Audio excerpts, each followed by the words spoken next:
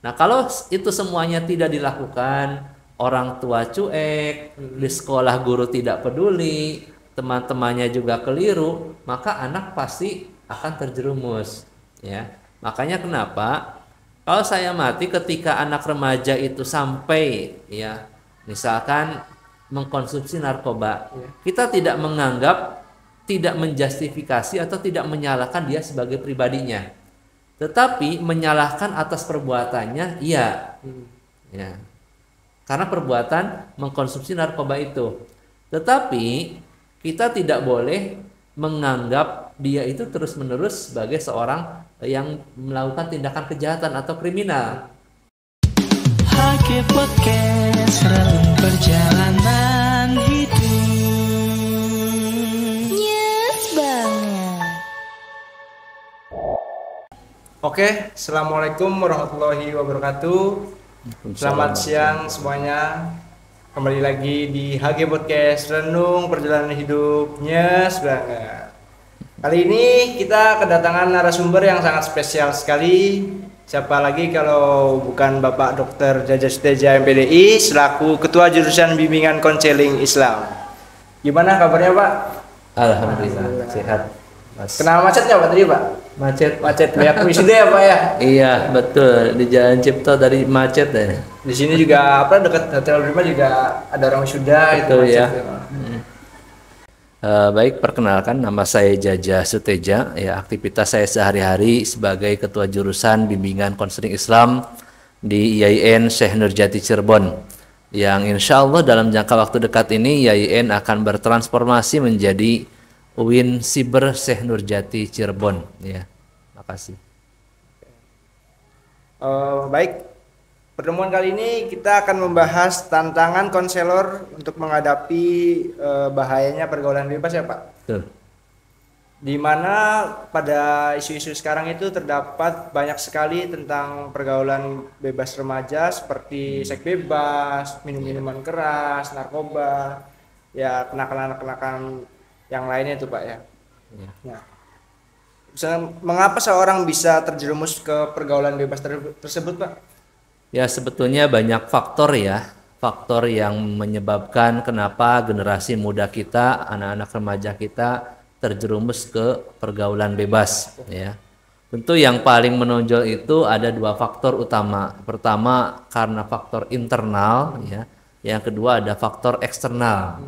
Faktor internal ini berangkat dari individu yang bersangkutan, dari remaja yang bersangkutan, termasuk juga di dalam ruang lingkup rumah ya. Kurangnya perhatian dari orang tua, kurangnya soliditas dari orang tua, ini yang menyebabkan anak terjerumus ke pergaulan bebas. Ada juga faktor eksternal. Faktor eksternal ini berkaitan dengan lingkungan, berkaitan dengan pertemanan, berkaitan dengan pergaulan. Artinya, kalau seandainya remaja itu bergaul dengan orang-orang yang terbiasa melakukan pergaulan bebas yang tadi disebutkan, misalkan berteman dengan orang yang biasa tawuran, maka dia ikut terbawa tawuran. Kalau ia terbiasa melakukan hubungan, ya katakan hubungan seks bebas, karena temannya ada yang melakukan seperti itu, maka ia juga bisa terbawa seperti itu. Jadi yang paling dominan itu adalah faktor internal dan juga faktor eksternal. Walaupun sebetulnya ya ada faktor-faktor lainnya. Nah, faktor-faktor lainnya ini juga menjadi pemberi sumbangsih ya yang cukup besar terhadap pergaulan bebas. Misalkan contoh tingkat pendidikan yang rendah. Ketika remaja memiliki tingkat pendidikan yang rendah, mungkin ia rawan dengan tawuran ya. Mungkin rawan dengan nongkrong-nongkrong ya. Sehingga ketika nongkrong-nongkrong ia mencoba minuman keras, ia mencoba narkoba yang jenis murah dan lain sebagainya. Ini karena tingkat pendidikan yang rendah. Nah, tingkat pendidikan yang rendah juga ini biasanya dipengaruhi oleh faktor ekonomi ya. Ketika faktor ekonomi juga sulit, faktor ekonomi juga tidak mendukung, maka hal-hal yang sekiranya bisa menyebabkan terjadinya pergaulan bebas ini sangat mungkin sekali. Karena biasanya anak-anak remaja yang tidak produktif ya, ia akan terjun menjadi komunitas yang senang dengan nongkrong ya, yang senang dengan apa namanya hura-hura ya, padahal ekonominya sulit ya, artinya tidak produktif itu. Nah, atau juga karena dampak lainnya seperti orang tua yang broken home misalkan ya. Orang tua yang broken home, orang tua yang sering bertengkar atau orang tua yang bercerai, ini juga memberikan sumbangsi yang sangat besar terhadap generasi remaja sehingga ia bisa terjerumus ke pergaulan bebas ya, apapun jenisnya. Atau juga karena kondisi lingkungan. Jadi bisa dikatakan lingkungan itu sangat mendukung. Jika lingkungan itu positif ya, anak-anak remaja terbiasa dengan kehidupan di Karang Taruna, terbiasa dengan kehidupan remaja masjid, terbiasa dengan lingkungan yang agamis misalkan, maka insya Allah itu akan berdampak kepada hal-hal yang positif ya. Tetapi jikalau seandainya lingkungan yang membentuk itu adalah lingkungan yang tidak baik, lingkungan yang tidak sehat, maka yang akan terjadi itu salah satunya adalah kepada pergaulan bebas. Jadi itu kira-kira faktor penyebab kenapa anak-anak remaja itu terjadi pergaulan bebas. Tapi yang saya tahu juga Pak ya, misalnya remaja tersebut, misalnya temannya ada yang meminumkan alkohol, dia tidak meminum, dia dibilang cupu lah, masih muda belum ngerasain kayak gini, jadi kan dia terpengaruh juga gitu tuh Pak. Betul. Jadi karena lingkungan pertemanan itu seperti itu. Kalau seandainya kita tidak ikut serta bergaul, diajak merokok kita tidak mau, diajak minum minuman keras kita tidak mau, maka dianggapnya itu cemen, dianggapnya tidak bergaul, tetapi itu adalah sebuah pilihan. Artinya kalau ia memilih masa depan yang jauh lebih baik, maka ia lebih baik memilih disebut cemen ya. Dia memilih untuk tidak disebut kurang bergaul daripada merusak masa depannya. Itu seperti itu, Mas. Terus ada dampaknya nggak Pak dari pergaulan bebas remaja dilihat dari sudut pandang sosialnya tuh Pak? Sangat berdampak sekali. Artinya biasanya pergaulan bebas ini memiliki dampak yang sangat besar ya. Dampak secara psikologis ia rasakan. Artinya orang-orang yang terjun ke pergaulan bebas itu berdampak secara psikologis itu seperti mudah marah, mudah emosi, mudah cemas ya, bahkan sampai menimbulkan stres dan depresi. Begitu pula dampak yang dirasakan secara sosial. Biasanya mungkin hubungan dengan orang tua menjadi kurang baik, hubungan dengan keluarga ya adik kakak menjadi kurang ramah, hubungan dengan lingkungan sosial terdekat ya dengan teman sejawat, dengan tetangga itu juga kurang harmonis karena perilaku yang ditunjukkan itu. Karena biasanya kalau kecenderungan anak-anak remaja yang melakukan pergaulan bebas, contoh sederhana misalkan ia mengkonsumsi narkoba. Betul. Pasti ia tidak ingin menunjukkan identitas dirinya. Ia lebih cenderungnya menutup diri, menyendiri, mengkonsumsi narkoba di tempat-tempat yang sunyi misalkan. Artinya membangun hubungan sosial dengan orang lain, bahkan orang tuanya sendiri itu tidak berjalan dengan baik. Itu yang terjadi seperti itu. Kemudian ada dampaknya bagi psikologinya nggak Pak? Betul, yang tadi saya sampaikan bahwa anak-anak remaja yang terjun atau terjerumus ke pergaulan bebas biasanya ia merasa bersalah ya. Jadi ketika ia mengkonsumsi minuman keras, ia sebetulnya sadar bahwa apa yang ia lakukan itu adalah tidak baik. Apa yang ia lakukan itu perbuatan dosa. Apa yang ia lakukan itu merugikan orang tua dan nama baik keluarga. Tetapi ia terpaksa melakukan itu. Nah, di situ biasanya ada perang batin. Ya, perang batin di dalam dirinya. Di situ ada perasaan bersalah, di situ ada perasaan minder, ada perasaan cemas, sehingga dari situ bisa berefek stres ya. Jadi stres di masa usia remaja. Nah, akibatnya apa? Ketika ia stres, pendidikannya bisa terganggu, ya persahabatan bisa terganggu, termasuk juga dari si kesehatan itu bisa terganggu. Ya, contoh misalkan kalau anak-anak remaja sampai terjun ke pergaulan bebas, seks bebas misalkan. Karena ternyata yang mengkonsumsi seks bebas itu tidak hanya orang-orang kaya, om-om yang punya uang, ternyata anak-anak remaja juga cukup banyak yang melakukan itu. Maka ketika ia tidak bisa mengendalikan itu semuanya, itu bisa menimbulkan kalau secara medis itu penyakit ya.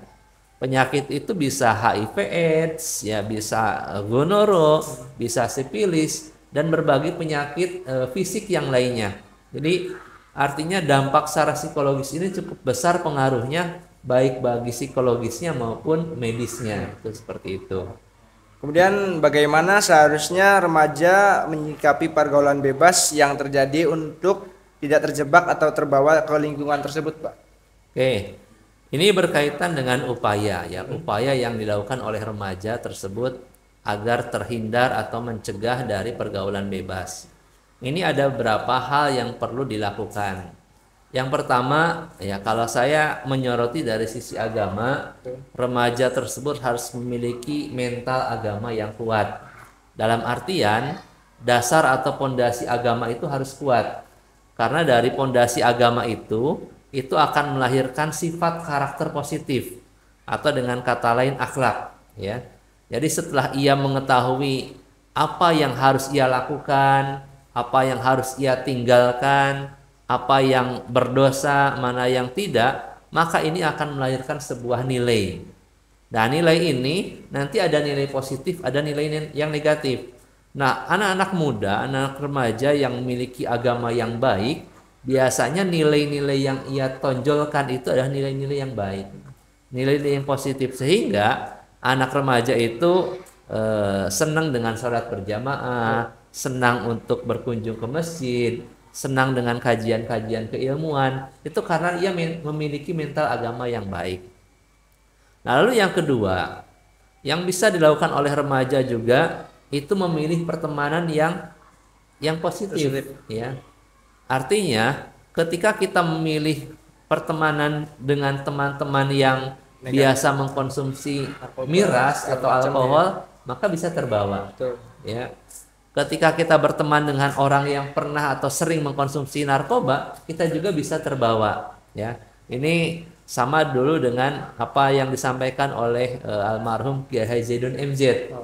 Jadi kalau seandainya kita bertemu dengan orang yang pandai besi, maka akan kecepretan. Nah, begitu pula dengan lingkungan pergaulan.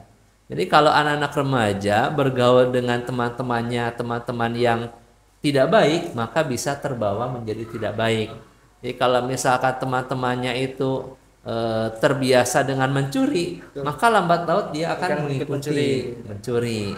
Nah, itu seperti itu. Jadi itu kira-kira yang bisa dilakukan ya oleh remaja tersebut. Kemudian pencegahan apa aja, Pak, agar tidak terjerumus ke pergaulan bebas tersebut tuh?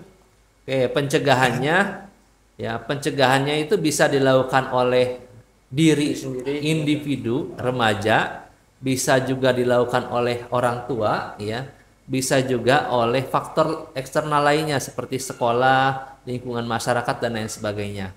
Nah, dari individu yang bisa ia lakukan agar tidak terjerumus kepada pergaulan bebas, itu dikembalikan kepada pribadinya tadi. Kalau pribadinya memiliki komitmen yang kuat bahwa saya harus menjadi orang yang baik, kemudian implementasinya juga baik, maka insya Allah akan selamat.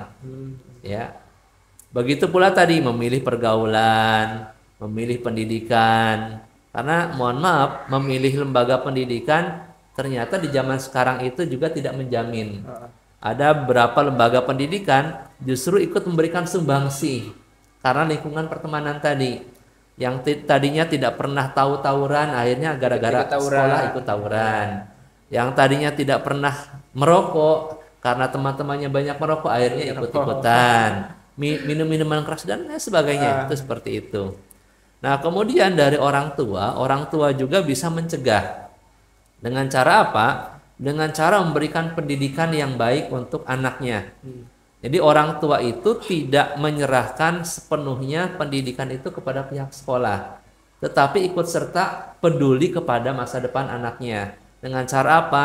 Mengingatkan untuk sholat, mengingatkan untuk belajar, mengingatkan untuk jangan sampai lupa waktu di malam hari misalkan. Jam 9 harus sudah ada di rumah. Jangan jam 12 malam masih keluyuran. Nah, ini upaya pencegahan dari orang tua. Nah, begitu pula dari sekolah.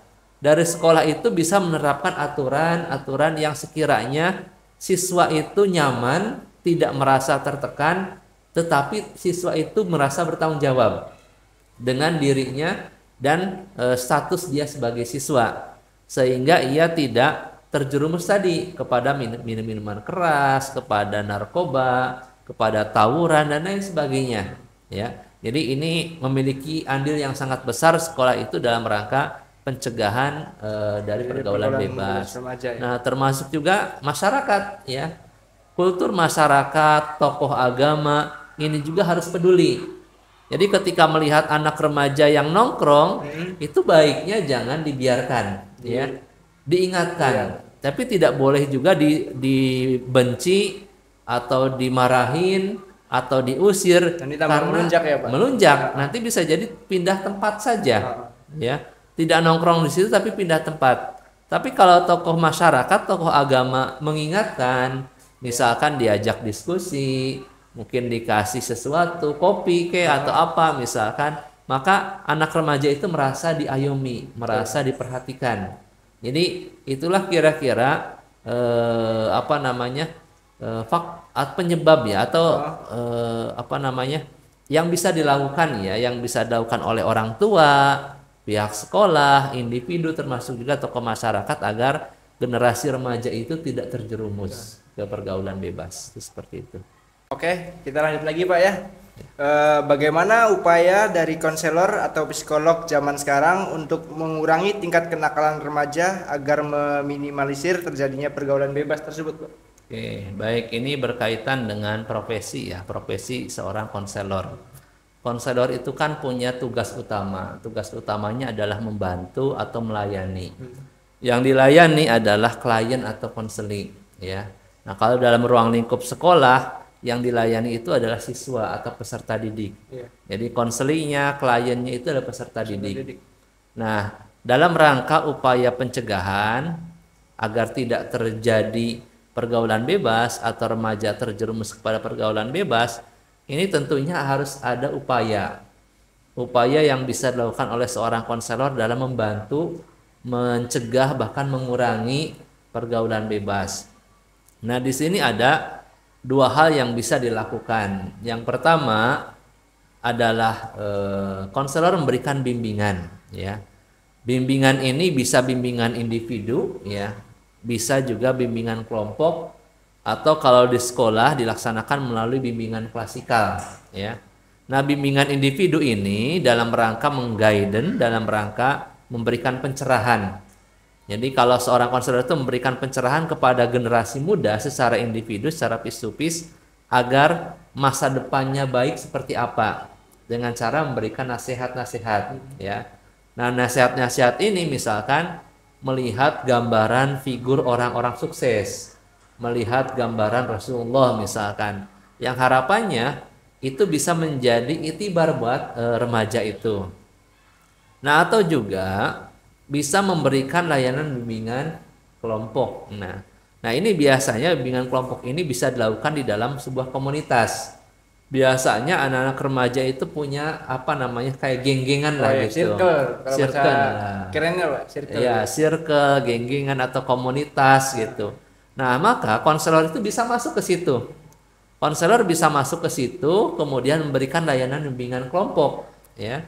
Nah, di dalam bimbingan kelompok itu terjadi interaksi antara remaja dengan konselor, menyampaikan apa yang dilakukan, masa depannya mau seperti apa, cita-citanya bagaimana, keinginan dan harapannya mau seperti apa. Nah, ketika terjadi interaksi dua arah antara konselor dengan remaja, beberapa orang itu, maka itu akan akan membentuk sikap nantinya, membentuk sikap positif bahwa ke depan itu saya harus jauh lebih baik, ke depan itu saya harus lebih sukses daripada orang tua. Nah, atau juga ketika guru BK di sekolah misalkan, karena konselor di sekolah atau konselor pendidikan juga sama. Sasarannya itu adalah remaja, baik tingkat SMP maupun di tingkat SMA. Itu yang paling bagus itu adalah memberikan layanan bimbingan klasikal ya.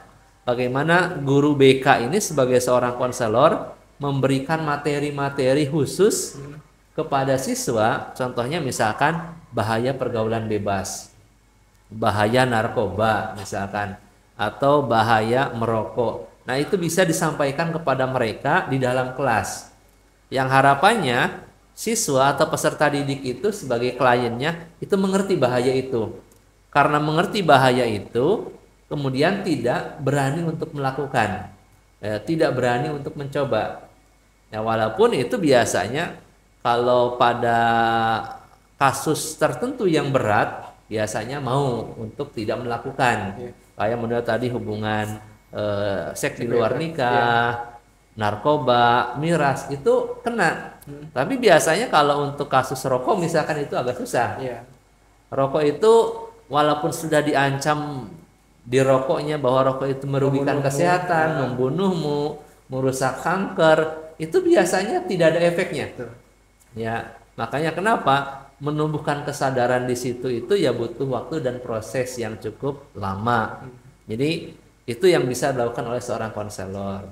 Nah, kalau seandainya terjadi problem, terjadi permasalahan, atau juga sudah terlanjur, terjerumus, maka konselor bisa melakukan konseling. Konseling ini upayanya adalah upaya bukan preventif, tetapi upaya kuratif atau upaya rehabilitatif ya. Jadi dalam upaya mengobati, menterapi, atau juga memperbaiki diri sehingga potensi yang dimiliki oleh remaja itu bisa optimal.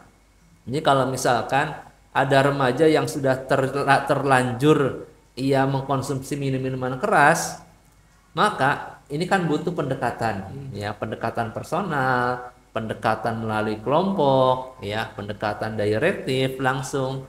Nah, ini perlu pendekatan. Nah, harapannya dengan pendekatan ini dalam menggunakan konseling ini, anak remaja itu sadar sehingga ia tidak mengulangi perbuatan yang sama di kemudian hari. Begitu pula narkoba.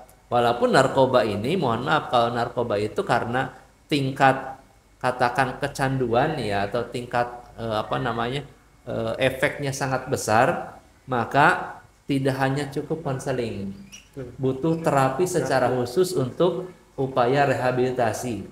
Makanya biasanya ketika misalkan contoh masyarakat atau polisi menangkap pecandu narkoba, ia statusnya adalah korban.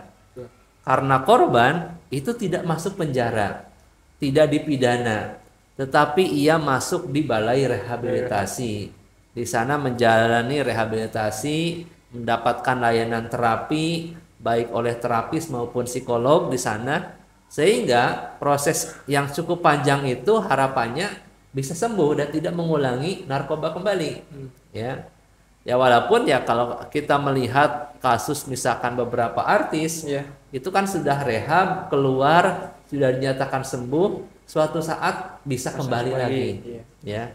Nah, biasanya itu belum 100% sembuh dan tingkat kesadarannya masih rendah sehingga upaya untuk mengulangi kembali itu terjadi. Itu seperti itu. Kemudian bagaimana pandangan Bapak terhadap maraknya pergaulan bebas yang terjadi pada remaja masa kini itu, Pak? Pandangan Bapak tuh bagaimana terhadap pergaulan? Kalau saya melihat pergaulan remaja saat ini itu kan ada dua sisi ya, ada sisi positif, ada sisi negatif. Dari sisi positif bahwa anak remaja baik di tingkat SMP, SMA maupun kuliah itu ada yang produktif ya, dengan menunjukkan sebuah karya, dengan menunjukkan inovasi, dengan menunjukkan produktivitasnya, sehingga ini melahirkan remaja yang produktif atau remaja yang selalu melakukan kegiatan yang positif. Nah, tetapi pada sisi yang lain ada beberapa kasus ya, ada beberapa oknum, ada beberapa remaja yang sampai terjerumus ya. Nah, artinya dalam pandangan saya apa yang terjadi pada diri remaja itu ini jangan sampai menganggap bahwa remaja itu adalah pelaku kejahatan. Jangan menganggap remaja itu sebagai orang yang bersalah, ya. Walaupun apa yang dilakukannya itu adalah sebuah kesalahan. Kenapa?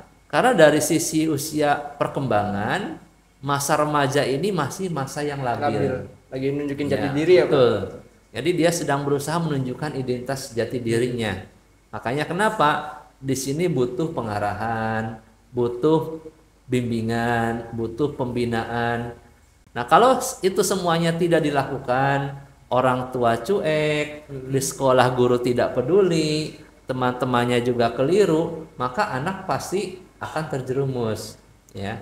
Makanya kenapa kalau saya amati ketika anak remaja itu sampai, ya, misalkan mengkonsumsi narkoba, kita tidak menganggap, tidak menjustifikasi atau tidak menyalahkan dia sebagai pribadinya, tetapi menyalahkan atas perbuatannya, iya, ya, karena perbuatan mengkonsumsi narkoba itu. Tetapi kita tidak boleh menganggap dia itu terus-menerus sebagai seorang yang melakukan tindakan kejahatan atau kriminal, ya. Kenapa? Karena kalau misalkan kita menganggap itu adalah orang salah, itu kriminal, itu orang jahat, maka remaja untuk bangkit, mengembalikan jati dirinya untuk menjadi sosok yang baik itu akan sangat susah, ya. Makanya lagi-lagi peran sentral di keluarga, di lingkungan pendidikan maupun di masyarakat ini sangat penting. Jadi jangan sampai contoh misalkan di keluarga tahu anaknya minum minuman keras, kemudian diusir dari rumah oleh orang tuanya. Nah, ketika diusir, apakah ia akan sadar? Belum tentu. Tambah nggak bener lagi. Nah, malah tambah tidak benar. Ini justru malah tambah menjadi nanti ketika di luar. Tapi kalau dibimbing, diingatkan, dikontrol, dievaluasi oleh orang tuanya, diberikan perhatian lebih, maka anak itu merasa diperhatikan, merasa disayang. Nah, begitu pula di sekolah atau di lembaga pendidikan. Jadi kalau seandainya sekolah mengetahui bahwa ada siswanya di luar lingkungan sekolah yang mengkonsumsi minuman keras, ya, maka sekolah lebih baik memanggil, mengingatkan, kemudian memberikan bimbingan. Jangan justru malah memberikan hukuman, apalagi hukuman yang berat, ya. Diskors, keluarin, ya, Pak. Diskors dikeluarin itu justru tidak baik, tidak mendidik, ya. Bahkan beberapa kasus itu kalau dulu pernah gara-gara siswa merokok, kemudian oleh gurunya dihukum dengan merokok misalkan 5 batang rokok sekaligus, ya, di depan lapangan. Ini tidak mendidik, ya. Justru yang ada siswa itu efeknya membenci gurunya, tidak betah di sekolah. Itu yang terjadi seperti itu. Makanya kenapa? Karena masa usia remaja itu adalah masa yang labil, maka perlu pendekatan personal yang aktif, ya, yang dilakukan oleh orang tua, yang dilakukan oleh guru, termasuk juga yaitu tokoh agama, tokoh masyarakat yang ada di sekitarnya. Itu seperti itu. Oke, pertanyaan terakhir, Bapak hadir di sini kan tentunya sebagai Kajero PKI dan orang tua, Pak, ya, yang mempunyai tantangan dalam mendidik anak di zaman sekarang. Apa tips dari Bapak untuk orang tua di luar sana agar mendidik anak-anaknya dalam bergaul dengan lingkungannya, Pak? Oke, baik. Yang perlu dilakukan oleh para orang tua, ya, ketika di rumah, karena orang tua itu biasanya hanya dalam ruang lingkup rumah, ya, pengawasannya. Yang pertama yang bisa dilakukan oleh orang tua itu adalah care peduli kepada anaknya. Jangan merasa cukup sudah memberikan jajan, sudah memberikan makan, memberikan minum, memberikan pendidikan, kemudian tidak peduli dengan lingkungan pergaulannya. Lalu yang kedua, yang bisa dilakukan oleh orang tua juga, hendaknya orang tua itu mengontrol apa yang dilakukan oleh anaknya selama di luar rumah. Dengan cara apa? Dengan cara misalkan membatasi teman bergaul, ya, membatasi waktu bermain, ya, misalkan bermain game, bermain gadget atau menonton TV, itu boleh membatasi, bukan berarti melarang, ya. Membatasi, karena dengan membatasi itu bisa menjadikan anaknya jauh lebih disiplin, ya. Kemudian orang tua juga harus melihat dari sisi masa perkembangan anaknya. Kalau anaknya masih usia SD, masih usia SMP, orang tua bertindak tegas itu tidak apa-apa, ya. Tapi kalau sudah memasuki masa usia SMA, masa usia mahasiswa, itu lebih baik sharing. Artinya memperlakukan anaknya sebagai sahabat, ya, sebagai teman. Sehingga dari situ anaknya sadar bahwa oh iya, orang tua saya itu memperlakukan saya seperti teman. Tidak memerintah, tidak membentak, tidak memarahi, tidak berkata kasar. Itu anak merasa nyaman. Sehingga ia akan malu terhadap dirinya sendiri, malu jikalau seandainya melakukan pergaulan bebas. Jadi itu yang bisa dilakukan oleh orang tua kepada anak. Jadi termasuk juga membuat anak itu jauh lebih aktif, lebih produktif dalam beberapa kegiatan. Ya, contoh sederhana, kalau anaknya sekolah di SMP misalkan, pulang SMP itu jam 2, ya. Maka setelah jam 2 itu anak masih ada kesempatan untuk mengikuti kegiatan yang lain. Kegiatan ekstrakurikuler, kegiatan kursus, kegiatan renang. Nah, kalau sudah ada kegiatan, itu kan mungkin datang ke rumah itu sudah lelah, sudah capek, waktunya makan, kumpul bersama keluarga, nonton TV bareng, kemudian istirahat, sehingga bisa dikatakan anak remaja itu tidak ada waktu luang untuk melakukan hal-hal yang negatif di luaran itu. Jadi di sini perlu fasilitasi yang dilakukan oleh orang tua kepada anak, walaupun misalkan ya untuk kursus kan butuh biaya. Betul. Ya, untuk ikut renang perlu biaya. Tetapi ya mau tidak mau itu adalah sebuah konsekuensi yang harus dilakukan oleh orang tua kepada anak. Itu seperti itu. Barangkali Bapak ada pesan dan pesan untuk konselor dan remaja untuk tantangan menghadapi pergaulan bebas ini, Pak? Nah, bagi konselor, pesan dari saya, konselor itu kan tugas utamanya mulia. Tugas utamanya adalah membantu. Tugas utamanya adalah melayani dengan setulus hati. Nah, oleh karena itu, konselor harus tidak boleh bosan untuk mengingatkan, untuk menasihati, untuk mengingatkan, untuk memfasilitasi generasi muda.